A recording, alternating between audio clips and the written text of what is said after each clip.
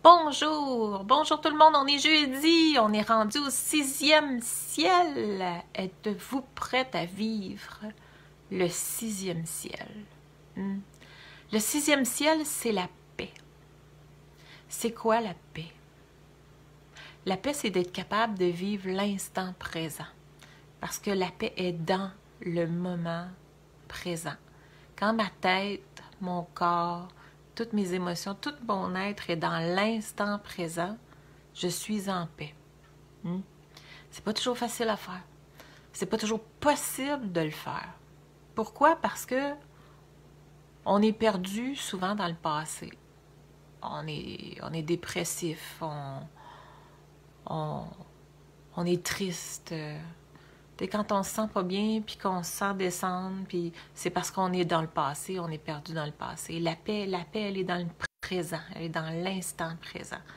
Pas toujours facile à vivre l'instant présent.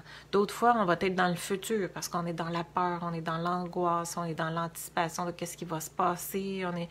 Puis d'autres fois, on ne sait pas c'est quoi. D'autres fois, on pose des gestes qui sont pas tout à fait cohérents. Bonjour Gilberte, bonjour Rachid. Qui sont pas tout à fait cohérents. On ne sait pas, on ne comprend pas pourquoi qu'on pose ces gestes-là. C'est qu'on a des défensives, hein? On a un fonctionnement. Puis, bonjour Zouir, on a plusieurs défensives et les défensives, c'est inconscient. Hein? C'est des réactions qu'on fait pour se protéger d'une souffrance émotionnelle qu'il va y avoir. Et en réalité, je dirais deux de nos défensives qui sont dans les pires, si je pourrais dire, parce que c'est les pires pièges qu'on peut avoir, c'est la rationalisation puis la banalisation. Parce que des fois, on est tellement bon pour se convaincre que, bon, c'est pas si grave que ça, dans le fond, puis c'est pas si important que ça, puis dans le fond, ben, tu sais, je peux m'en passer, puis dans le fond, tu sais, c'est... Fait qu'on va rationaliser, on va banaliser, ce qui fait que ce qu'on ressent, on l'étouffe. On l'étouffe. On met un presto là-dessus, là, on met un couvert sur ça, là, on va aller enfouir ça quelque part, là. Ben, si je le vois pas, si je le sens pas, si j'en ai pas conscience, là, regarde, il me fera pas mal. Bon, ça, c'est un choix. C'est une décision que vous avez. Okay? Vous avez le droit de vivre dans des œillères. Vous avez le droit de faire ça. Vous avez le droit de dire, moi, je veux pas aller voir. Moi, je veux pas toucher. Moi, je veux pas savoir. Je veux pas savoir ce qui se cache. Je veux pas toucher à cette paix. Je veux juste vivre. C'est votre choix. Et votre vie vous appartient. Votre mort vous appartient. Votre confort et votre inconfort vous appartient aussi. Ça, c'est un choix en tant qu'être humain qu'on a. Moi, personnellement, je considère que de vivre ma vie sans la vivre pleinement et sans toucher à cette paix-là, je vais passer à côté de quelque chose. Je me pose toujours la question, est-ce que je vais avoir des regrets sur mon lit de mort? Qu'est-ce que je vais regretter? Et si il y a une réponse qui monte puis qu'il y a quelque chose que je vais regretter, je vais m'arranger pour le faire parce que je ne veux pas vivre de regrets. Je ne veux pas avoir des regrets de vie. Puis ce qu'on regrette, là, c'est ce qu'on n'ose pas faire. C'est pas ce qu'on a fait. C'est pas les erreurs qu'on a posées. Parce que chaque erreur qu'on fait nous apprend quelque chose, nous amène à plus haut, nous fait progresser. Mais refuser de voir, on a le droit. Mais pour moi, refuser de voir, c'est refuser d'avancer, c'est refuser de toucher à cette paix-là, puis c'est de rendre ma vie inutile. Parce que j'ai la ferme conviction que si je suis sur cette terre, c'est pour aider mon âme à trouver cette paix-là, à faire la paix avec ses blessures. Et je vais tout faire pour y arriver. Et c'est exactement ce que je fais. Et la première fois que ça m'est arrivé, cette expérience-là, j'avais 37 ans. J'ai fait d'autres prises de conscience bien avant, sauf que c'était pas des prises de conscience qui étaient délivrantes. c'est pas des prises de conscience qui m'ont donné du pouvoir sur moi et sur ma responsabilité, sur ma responsabilisation dans cet événement-là, de qu'est-ce que j'avais comme pouvoir sur cet événement-là, sur cette situation-là. J'avais pas cette conscience-là. Ma conscience, vraiment, s'est ouverte. J'avais alentour de ça 37 ans. Et ça a été dans les plus beaux jours de ma vie, même si j'ai beaucoup pleuré. C'est pas nécessairement on pleure parce que c'est souffrant puis ça fait mal. Oui, c'est sûr que ça fait mal, mais c'est à quelque part, ça fait du bien. C'est soulageant. On est content d'y toucher. Moi, je sais bien là, que j'en mange et j'en redemande parce que ce que ça apporte comme paix, ce que ça apporte comme bien-être, hein? On est rendu au 6e ciel aujourd'hui. Les 5 premiers, on les a vus, hein, la prise de conscience. Indispensable, la prise de conscience, si je veux faire un changement. Je ne peux pas rien changer si j'en ai pas conscient. Et je passe combien d'années de ma vie dans cet état inconscient? Et quand je suis inconscient, c'est pas qu'il se passe rien. Il se passe plein de choses et ça vient s'imprégner dans mon état émotionnel, et ça, cet état émotionnel-là vient s'imprégner dans le corps, ce qui fait que je vais développer des inconforts dans mon corps, et si je continue à l'étouffer, bien, c'est les maladies qui s'installent, c'est la destruction du corps qui s'installe, parce que c'est logique, ok? Je suis ici pour m'occuper de faire grandir cette âme et de trouver cette paix. Si je ne veux pas le faire, si je ne veux pas le voir, le corps va m'envoyer des messages en me disant « Garde, là, est-ce que tu vas t'occuper de moi? Est-ce que tu vas t'occuper de ça?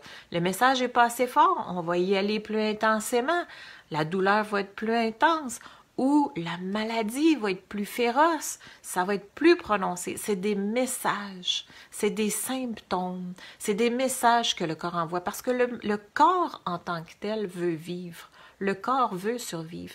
Quand on développe des inconforts, c'est qu'il y a un message là qui passe. Il y a quelque chose là à y comprendre. On est sur Terre pour une raison. Et cette raison, c'est de trouver la paix. En tout cas, moi, j'en suis convaincue. Je ne sais pas si ça fait résonance pour vous.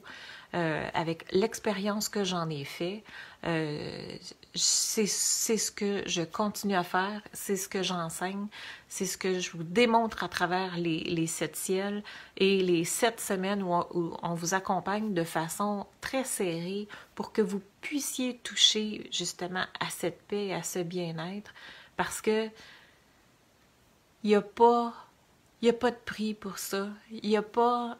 il n'y a rien qui vaut cette paix-là. Et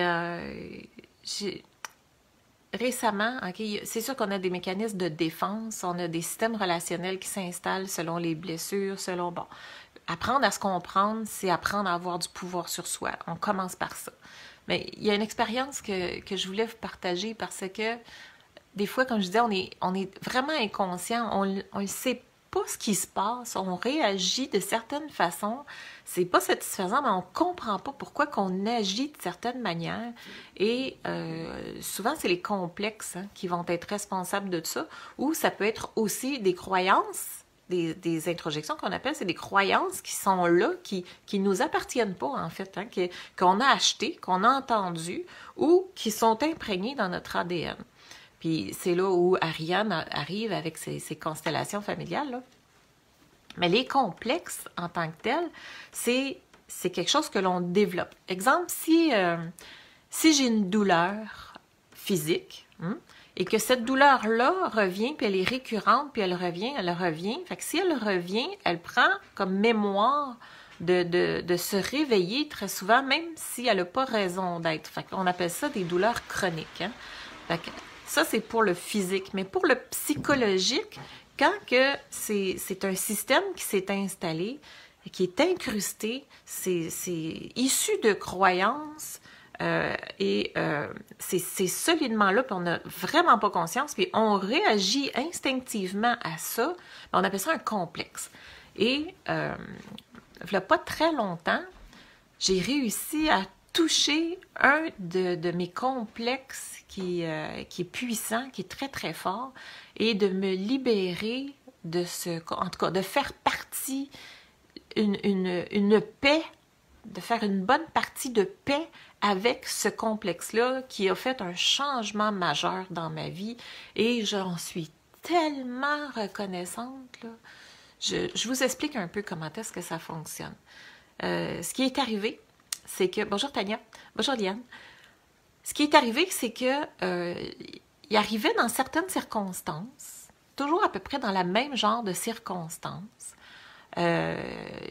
où j'arrivais pas, mais pas du tout, puis ça, j'avais conscience que j'arrivais pas du tout à exister dans cette circonstance-là, puis incapable, c'est bloqué, là, incapable quand même que je suis consciente que j'arrive pas. Pourquoi j'y arrive pas? Puis je trouve pas le pouvoir sur moi, là, mais pas du tout dans cette situation-là, précise.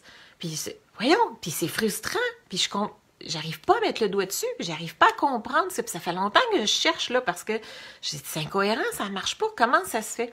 Jusqu'à temps que c'est une thérapeute qui a m'aidé à mettre le doigt dessus. Et c'était ma complexe de castration. Un complexe de castration, pour ceux qui me suivent, j'en ai déjà parlé, c'est un peu comme l'éléphant l'éléphanteau qu'on va y mettre, qu'on va y attacher sa patte avec une corde, on va l'attacher à un gros arbre, puis pendant une secousse, il va essayer de se déprendre de là, il va forcer, puis à un moment donné, il va s'apercevoir que ça lui donne absolument rien, qu'il fait ça pour rien. Il va abdiquer. La résilience, hein? Il va abdiquer, il va baisser les bras. À quelque part, il va, je dirais pas vendre son âme, mais il va abandonner. Okay? Il va abandonner la lutte. Il va abandonner le combat, puis il va se faire une raison en se disant, puis c'est tout à fait inconscient, là, il va se faire une raison en disant, ben, ça me donne rien de toute façon, je vais juste m'arracher à la jambe, là, fait que je peux pas me sortir de là, fait que c'est fait. À partir de ce moment-là, il est castré. Okay? Il y a une conviction de castration acquise, où il est tellement convaincu qu'il ne peut pas s'en sortir qu'à partir de ce moment-là, on peut mettre la corde attachée à un simple piquet où il y aurait juste à bouger la jambe puis il serait dépris, là. Mais il le fera pas. Parce qu'il est convaincu qu'il ne peut pas se déprendre de là. Fait qu'il est pris. Il est attaché au piquet. C'est triste, hein? Mais c'est ça. Ça, c'est de la castration. Fait que moi, je vivais ça à cause d'une situation du passé qui, dans ma tête, j'avais rationalisé, que dans ma tête, j'avais banalisé, et que ça fait longtemps que c'était réglé, ça, puis qu'il n'y avait pas de problème là. Fait que je cherchais pas à cet endroit-là, parce que pour moi, c'était réglé dans mon passé. Mais en fait, non. Ce qui s'est passé, c'est que j'ai baissé les bras. J'ai abdiqué dans cette situation-là, qui a fait que j'avais plus aucun pouvoir sur moi, parce que c'est ça. J'ai acheté la croyance que je pouvais rien y faire. Ben, quand tu peux rien y faire, ben tu peux rien y faire. C'est pas vrai, on peut toujours y faire quelque chose. Mais moi, j'avais acheté ça, cette croyance-là, que j'y pouvais rien. Et en touchant à cette castration-là, ça a fait que, oh mon Dieu Seigneur, oui, j'ai pleuré. Ça a fait mal, mais pas ça a fait mal. Ça a été un soulagement tellement, tu sais, ça s'est fait, on dirait, dans le même temps où, oh mon Dieu, c'est venu chercher quelque chose, un vieux souvenir qui a remonté puis qui a popé, qui était souffrant, où j'ai pleuré beaucoup. Tu sais, je dis j'ai pleuré ma vie, là, mais en pleurant, en même temps, en y touchant, ça a fait « Wow, merci, enfin, la libération » de ce fardeau qui me pèse depuis tant de temps et que je cherche à trouver depuis tant de temps.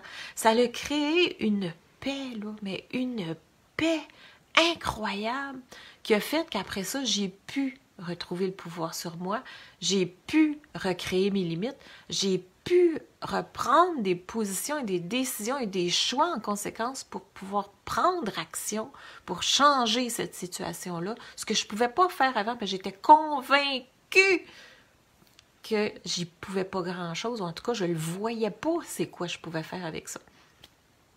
Puis Je l'explique, je sais pas si vous voulez l'entendre, là, d'où est-ce que ça venait, puis c'était quoi cette castration-là, mais je l'explique dans d'autres vidéos. Euh, mais tout ça pour dire une délivrance incroyable, que ça n'a pas de prix. La paix, là, c'est le but de la vie. C'est le but de ma vie. Si la souffrance devient, le mal-être devient invivable, vous avez l'impression là, qu'il doit y avoir autre chose. Est-ce qu'il y a moyen d'aller mieux? Est-ce que c'est possible de se sortir de cette insatisfaction, de cet inconfort-là? La réponse, elle est oui. Toujours.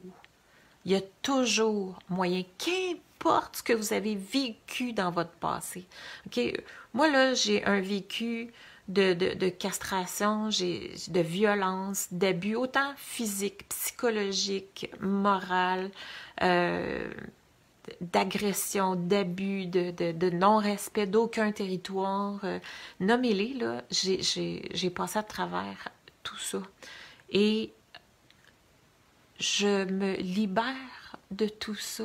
La paix, là, j'y touche. J'y touche à chaque fois que je vais faire une prise de conscience, à chaque fois que je vais accepter d'observer, à chaque fois que je vais bien saisir, bien comprendre la situation, il va y avoir un lâcher-prise qui va suivre avec ça, qui va faire que, wow, wow, le cadeau caché derrière la souffrance, c'est extraordinaire. Fait que, tu sais, ça arrive pas contre vous, tous ces événements de la vie. Ça arrive pour vous. Toutes nos situations, puis tout ça, c'est une question d'énergie. Tout ça, c'est la vibration que je porte. Les blessures d'enfance que j'ai, les blessures d'âme, c'est une vibration que je porte. OK? C'est tout au niveau de notre corps astral, là, au niveau de nos émotions. L'émotion, c'est même calculable par des machines. Là. Ils ont réussi à faire ressortir le taux vibratoire des émotions. Tu sais, ça existe, c'est pas des affaires inventées, c'est pas l'ésotérique par-dessus la tête, c'est réel, cela. Là. Puis on le vit, on le sent. On a des pensées. Nos pensées, on les deux tangentes. On peut s'emmener, on peut se tirer vers le bas, comme on peut décider de se mener vers le haut. Quand on se tire vers le bas, c'est qu'on est dans la réaction inconsciente. On n'a pas conscience de ce qui se passe, donc on se protège de cette souffrance-là en s'en allant dans la dépression, dans l'anxiété, dans ce qui est désagréable, dans ce qui n'est pas intéressant à vivre.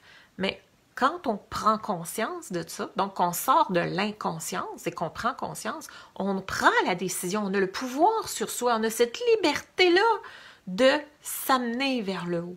Là, ça devient un choix, OK? Est-ce que je me laisse tirer vers le bas parce que c'est plus confortable? C'est pas plus satisfaisant, c'est plus confortable parce que c'est quelque chose que je connais. Fait que je peux le banaliser pendant longtemps. Moi, j'ai tellement pensé longtemps que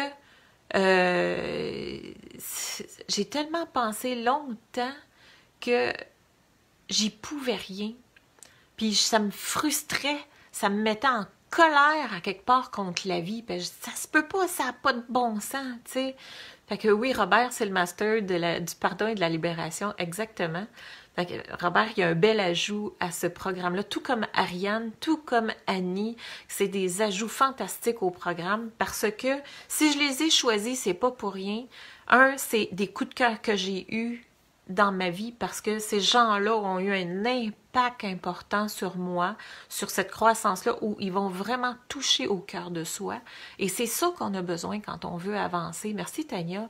C'est ça qu'on a besoin quand on veut sortir de là et de toucher à cette paix qui est extraordinaire et qui est fantastique. Et c'est quand qu'on touche cette paix, oui, le pouvoir sur soi, sur nos émotions, sur nos fausses croyances, mon Dieu que ça nous pourrit la vie. Ça nous pourrit la vie, ces fausses croyances-là. Puis on n'a pas toujours conscience qu'on les porte. C'est ça la prise de conscience. C'est de prendre conscience qu'on les porte. Je discutais avec des gens, parce que je reçois des appels et on discute, et ce qui ressort depuis quelques jours beaucoup, c'est que certains vivent des inconforts qui sont insatisfaisants, mais en même temps, ça nous tente pas d'aller voir. J'ai eu le commentaire, ben j'étais bien avant, là, avant de le savoir, avant d'en prendre conscience, j'étais bien, j'étais aveugle, je ne savais rien, je ne comprenais rien, j'ai rationalisé tout ça, j'ai banalisé tout ça, je me suis fait une idée, je me suis créé un confort imaginaire là-dedans, puis moi je vois bien. Fait que je suis sur le neutre, là, puis ça va bien. Fait que tant qu'on vient pas trop déranger ma bulle, là, moi tout va bien. Voyez-vous comment est-ce que c'est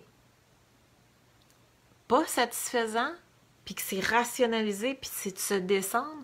On recrée toujours les mêmes patterns quand on n'a pas conscience. On n'a pas de pouvoir sur soi.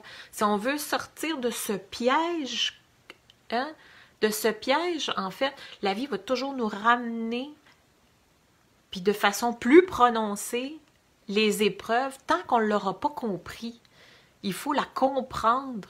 Puis tant qu'on va la banaliser, le danger de la rationalisation et de la banalisation, c'est qu'on va en mourir. Puis physiquement, je parle, parce que notre vie est inutile. Notre vie ne sert plus à rien. Quand on a décidé de se cacher, de se mettre des œillères, de ne pas toucher, de rester dans cet état insatisfaisant, ma vie ne sert à rien. Je vais frapper un mur. Fait que c'est ou bien la vie va être clémente et gentille avec moi, puis elle va me permettre de faire un burn-out. Puis ça, c'est le plus beau cadeau que la vie peut vous offrir. Parfois, ça peut être un ACV qui ne sera pas mortel. Parfois, ça va être une maladie qui va être grave, mais que vous allez vous en sortir, qui ne sera pas mortelle non plus, que vous allez pouvoir prendre à partir de ce moment-là une décision. Des fois, on a besoin de frapper un mur, puis qu'on a besoin que le mur soit solide pour nous réveiller, pour mettre un sens à notre vie, pour décider de se prendre en main. Des fois, ça nous le prend. Puis si malgré tout, on décide qu'on ne veut pas voir, ben on va y rester. On va mourir de ça. Moi, j'en ai la ferme conviction. Je suis convaincue de ça. Puis moi, je m'en allais là. Hein? Parce qu'avant mes premières prises de conscience, j'étais toujours malade. J'ai développé des allergies par-dessus allergies à du n'importe quoi. Tu n'es même pas capable d'identifier qu'est-ce qui avait créé la réaction allergique. Je me retrouvais à l'hôpital de façon régulière. Et même ce qui est arrivé, à l'heure de cette castration-là, que j'arrivais pas à voir, que je trouvais pas, parce que je voulais pas, là, hein, parce que j'ai cherché en tabarouette, là, mais moi, j'ai tellement rationalisé, j'ai tellement banalisé ça, j'étais tellement convaincue que c'était réglé, cette histoire de mon passé-là, que je voulais même pas aller voir là. C'était inutile d'aller voir là, tu sais, parce que j'étais bien avec ça. Ben oui, toi, j'étais bien avec ça, mais j'en ai fait un malaise cardiaque, c'était rendu que j'étais en train de me tuer. Fait que et quand on a touché à ça, c'est pas ça qui est mortel, c'est pas ça qui est dangereux. Tu sais, j'ai quelqu'un qui me disait « Ah, moi, il faut pas que je vive des émotions, parce que si je vis des émotions, mon cœur le prend pas, mon cœur est pas assez fort pour vivre ça, que ce soit des émotions de joie, des émotions de peine, je peux pas vivre ça. » Ben, t'es mort. T'es aussi bien de crever si tu peux pas vivre d'émotions. On est des êtres d'émotions. Puis c'est pas vrai que le fait de toucher, de te libérer de tes blessures du passé, c'est une émotion que t'es pas capable de vivre. C'est pas là. Ce que tu n'es pas capable de vivre, là, c'est toute l'énergie que tu mets à peser sur le presto et à t'empêcher de sentir. Ça, c'est de l'énergie. Ça prend de l'énergie énorme pour être capable de contenir ça. Ça nous épuise. La libérer, là, moi, le presto, je vivais depuis l'âge de... mon Dieu, aussi loin que je peux me souvenir. Mais j'ai conscience de cette pression de rage qui est là en moi depuis 8, 9, 10 ans, là, OK? Parce que c'était puissant, c'était hyper intense. Je vous le dis, mon Dieu, ça vient me chercher, là. C'était tellement puissant comme rage à l'intérieur de moi. C'était tellement lourd que je le disais, j'ai un presto qui est là. Puis il faut pas trop le brasser parce que je peux tuer tellement qu'il est fort. J'avais peur de moi. J'avais peur de ma réaction. Puis moi, je l'ai contenu, j'ai pesé le presto. Mais pour d'autres personnes, ils vont le dégager, cette rage-là. Ça va devenir des agresseurs, des personnes violentes, des personnes qui vont frapper. On les voit comme les gros agresseurs, les gros méchants, mais en fait, c'est des gens qui sont extrêmement souffrants, pareil comme nous autres, là. Puis moi, j'aurais pu être un agresseur, je le sais très bien. J'avais peur de moi. J'ai cette rage, j'ai cette puissance, j'ai cette colère que je portais. Parce que avec la libération de cette castration-là, le presto, il a fait « Wow! Jamais de ma vie, le presto avait baissé. » Moi, en une fraction de seconde, tu pouvais me déclencher, que je pouvais te sauter dessus, je pouvais te tuer. Puis ça prenait tout mon petit change pour me contrôler. Puis quand j'étais à un cheveu de déclencher, là, le contrôle que ça me prenait, j'étais au lit 3 jours après pour avoir contrôlé, étouffé cette colère-là et cette rage-là. C'est puissant, là. C'est énorme. J'étais en train de me tuer avec ça. Oui. Tu as raison, Tania. Arrêtez de vivre sur le pilote automatique et devenir des êtres divins que nous sommes. Exactement. C'est exactement ça. Tu as les bons mots. On est des êtres divins. Mais par toutes nos défensives, on se brime et on s'empêche de voir. Il faut toucher à cette conscience-là. Sortir de l'inconscience pour trouver, toucher cette paix. Puis le 6e ciel, c'est ça. C'est quand on a touché justement à ça et qu'on atteint et qu'on goûte à cette paix. Et à travers le processus, on va le passer plusieurs fois dans les 7 semaines. Comme je disais hier à quelqu'un, c'est pas le premier ciel la première semaine, le 2e ciel la 2e semaine, le 3e ciel la 3e semaine. Là, c'est pas de même que ça marche. On a 7 ciels, on va rouler dans les 7 ciels très souvent pendant les 7 semaines parce que ce qu'on veut, c'est qu'on s'imprègne ce processus-là, qu'on comprenne le processus de libération, qu'on devienne autonome là-dedans, qu'on comprenne notre fonctionnement. On va partir avec un GPS hyper programmé dans le sens que quand on ne sait pas d'où on part, on ne sait pas où ce qu'on veut aller. T'sais, si j'ai juste la destination, mais j'ai pas le départ, j'ai pas le chemin, je sais pas comment me rendre là. Puis ça, c'est l'impuissance.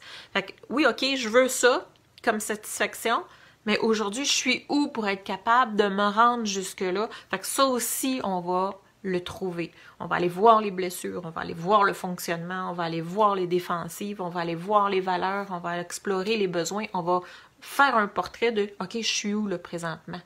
Comment je fonctionne? Comment j'ai réagi à mes blessures et qu'est-ce que j'ai instauré comme système de fonctionnement qui me rend insatisfait pour que je puisse prendre prise là-dessus et me sortir de cette situation-là. » Fait que vivre la pleine conscience et le moment présent. Exactement! Parce que c'est le moment présent qui fait qu'on vit la paix.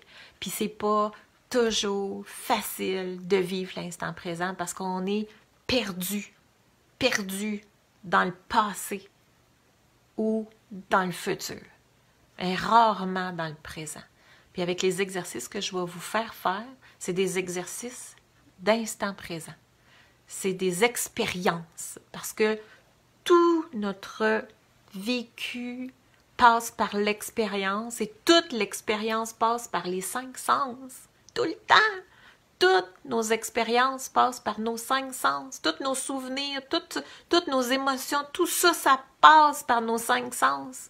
Fait que c'est ça qu'on va refaire. On va revivre des expériences par les sens. C'est pour ça que je dis qu'on utilise le corps. Par les sens, pas nécessairement génital, pas nécessairement sexuel, sensuel, parce que c'est les sens qu'on utilise. Voyez-vous la nuance? Voyez-vous la différence entre les deux? Tellement très dur, essentiel au bonheur, à la paix et à l'esprit. Oui, exactement. Exactement. Fait que les sens, là, c'est ça qui nous fait vivre les expériences. Fait qu'on va les vivre et on va venir rendre notre corps conscient. T'sais, lui, il est conscient. On va rendre l'esprit conscient. Bon, je déparle, je dis n'importe quoi. Parce que le corps, il est conscient. Fait qu'on va aller chercher ce que le corps cache, c'est quoi ses messages. Puis, je serais tentée de vous faire une expérience drette là en partant. Ça vous tente-tu? C'est une expérience très, très simple que la première fois que je l'ai vécue, c'est au CRAM, c'est au Centre de relations d'aide de Montréal, à 37 ans, justement, lors de mes premières prises de conscience réelles, solides, qui m'ont donné du pouvoir sur moi. C'est une expérience super banale, mais puissante, qui nous fait voir, prendre conscience. Fait que ça va vous donner une idée du genre d'exercice que je vais faire. OK? Donc, ça vous tente de le faire? Allons-y, on prend quelques secondes, OK? C'est pas très long. Fermez-vous les yeux et Imaginez-vous être dans un endroit que vous adorez, que vous aimez ou que vous êtes bien. Tu sais, moi, c'est en forêt. J'adore être en forêt, en présence de la nature, en présence des arbres, des oiseaux, des animaux sauvages, le bruit, le silence. Mais le bruit des oiseaux, le bruit de l'eau qui coule, tu sais, sur le lac en kayak, là, tranquille, comment est-ce que c'est extraordinaire, que c'est fantastique, le bien-être là, qu'on peut ressentir, ou un lever de soleil, ou faites-vous une image, là, puis arrêtez-vous quelques secondes pour observer dans votre corps, quand vous habitez cet état de bien-être, là, comment est-ce que vous vous sentez? Est-ce que vous vous sentez crispé? Ou si vous vous sentez détendu, vous vous sentez bien, vous vous sentez en paix, puis que tout va bien.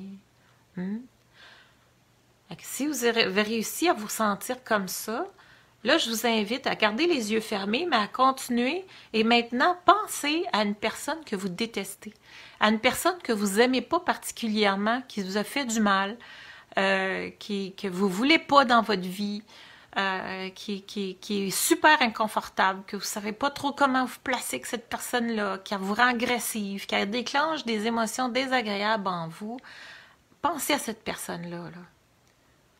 Et quand vous arriverez, là, observez dans votre corps ce que ça crée comme inconfort. Vous allez voir que ça va créer des nœuds, ça va créer des tensions, ça va créer des éclairs, ça va créer des mal dans le dos, ça va créer des mal soit dans les épaules, soit dans le cou. Il y a un mal-être dans le corps qui va s'instaurer. Voyez-vous, puis là, avant de finir ça, revenez à votre image de mieux-être.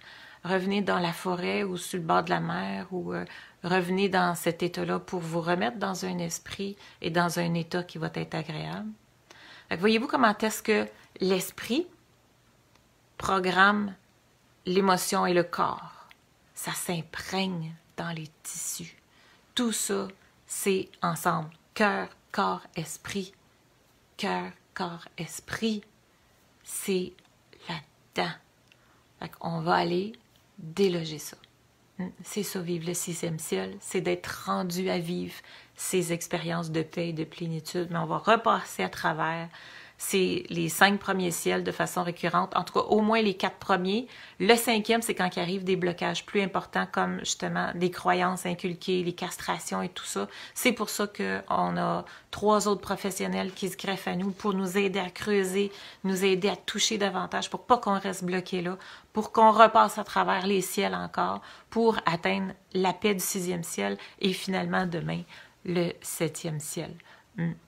Quand on arrive au 6e ciel, là, on va apprendre vraiment plein de choses pour patauger et nager dans ce plaisir qui est absolument fantastique et fabuleux et qu'on est des êtres de plaisir, on est nés pour ça. Maintenant, on va y avoir accès.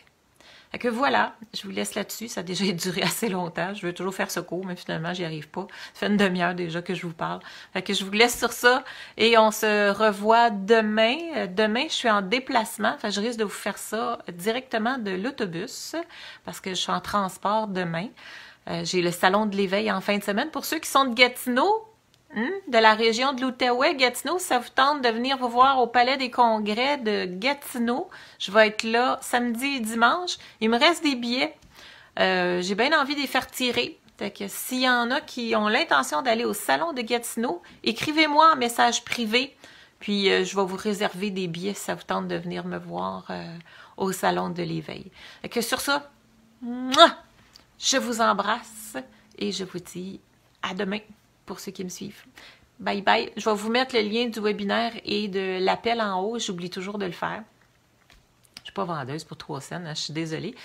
J'apprends tranquillement. Je vais vous mettre les liens pour ceux qui veulent aller voir le webinaire, comprendre un peu plus et passer un appel avec moi si la formation, le programme en cette semaine vous intéresse. Bye gang!